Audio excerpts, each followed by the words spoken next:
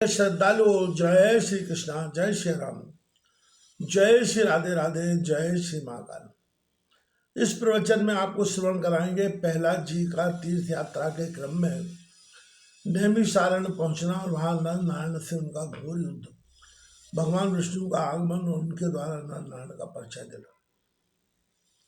व्यास जी बोले, हे राजन, तीर्थ के कृत संपन्न करते हुए प्रहलाद को अपने समक्ष एक विशाल छाया समान वटवृक्ष दिखाई पड़ा।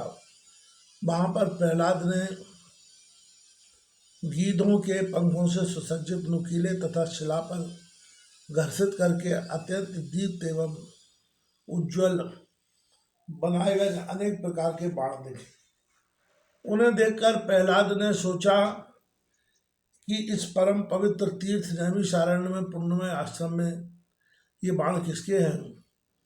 इस प्रकार चिंतन करते हुए कृष्ण मृग चर्म धारण किए हुए तथा सिर पर विशाल जटाओं से सुशोभित धर्मपुत्र नर नारायण मुनियों को देखा।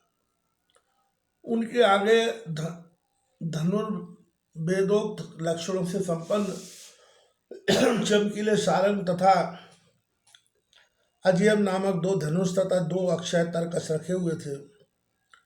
उन धर्मपुत्र नरनार ऋषियों को देखकर जो ध्यान स्थित थे, क्रोध से लाल आंखें किए ये बहुत किए हुए प्रहलाद ने उनसे कहा, आपने धर्म को नष्ट करने वाला यह कैसा पाखंड कर रखा है। इस प्रकार की घोर तपस्या तथा धनुष धारण करना तो ये परस्पर विरोधी स्थितियां हैं। विप्र के लिए तो तपश्चरण ही उचित है, उन्हें धनुष दान करने की क्या आवश्यकता है। कहाँ मस्तक पर जटा धारण करना और कहाँ ये तरकस रखना, ये दोनों बातें आडंबर मात्र हैं। दिव्य भावना वाले आप दोनों के लिए धर्म का आचरण उचित। प्रहलाद का यह वचन सुनकर मुनिवर ने कहा, हे देवत, हम दोनों की तपस्या के विषय में आप यह व्यर्थ चिंता क्यों कर रहे हैं। समर्थ संपन्न हो जाने पर व्यक्ति जो कुछ करता है वह सब कुछ पूर्ण हो जाता है। हम इन दोनों प्रकार के कार्यों को एक साथ करने में समर्थ है। युद्ध तथा तपस्या दोनों में हम समान रूप से समर्थ है।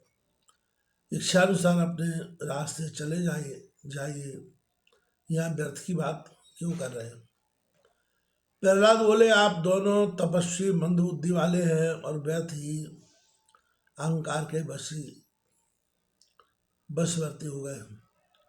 धर्म सेतु का परिवर्तन करने वाले मुक्त दैतेंद्र के रहते इस पवित्र तीर्थ में इस प्रकार का अधर्मपूर्ण आचरण उचित नहीं है। ये तपोधन, आप में कितनी शक्ति है, इसे युद्ध में अभी प्रदर्शित कीजिए। तब प्रहलाद का वचन सुनकर ऋषि नर ने कहा, यदि आपको ऐसी ही धारणा है तो मेरे साथ इसी समय युद्ध कर लीजिए। हे अश्वराधम, आज मैं तुम्हारा सिर बिदड़ कर डालूंगा। तथा सिर नर का वचन सुनकर तब ऋषि नर का वचन सुनकर प्रहलाद कुपित हो गए और प्रतिज्ञा की कि किसी भी उपाय से मैं दोनों ऋषियों को जीत कर रहूंगा। और धनुष उठाकर शीघ्रतापूर्वक उसे खींचकर प्रत्यंचा की टंकार की। मुनि नर ने भी अपने तीखे बाण प्रहलाद के ऊपर क्रोधपूर्वक छोड़े। प्रहलाद ने उन बाणों को आते ही काट डाला। उस समय उनका युद्ध देखने के लिए इंद्र सहित बहुत से देवता विमानों पर चढ़कर आकाश में आ गए।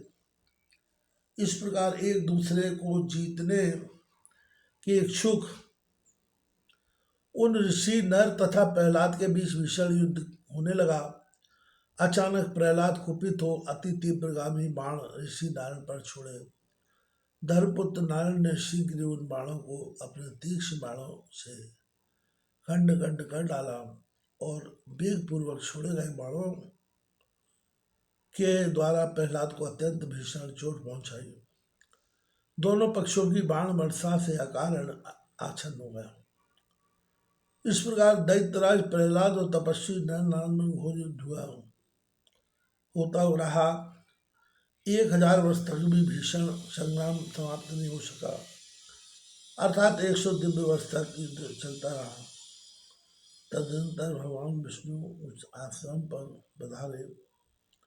उन्हें देखकर प्रहलाद ने चरणों में मस्तक झुकाया और कहने लगे, हे देव देव, ये जगन्नाथ इन दोनों तपस्वियों को युद्ध में क्यों नहीं जीत सका। विष्णु बोले, हे आर्य, ये दोनों सिद्ध पुरुष हैं, मेरे अंश से इनका अवतार हुआ है। यदि तुम इन्हें नहीं जीत सकते, तुम अपने वितल लोग चले जाओ और यहाँ मेरी भक्ति करो। इन दोनों से विरोध मत करो। विष्णु भगवान की आज्ञा पाकर प्रहलाद वहां से प्रस्थित हो गए।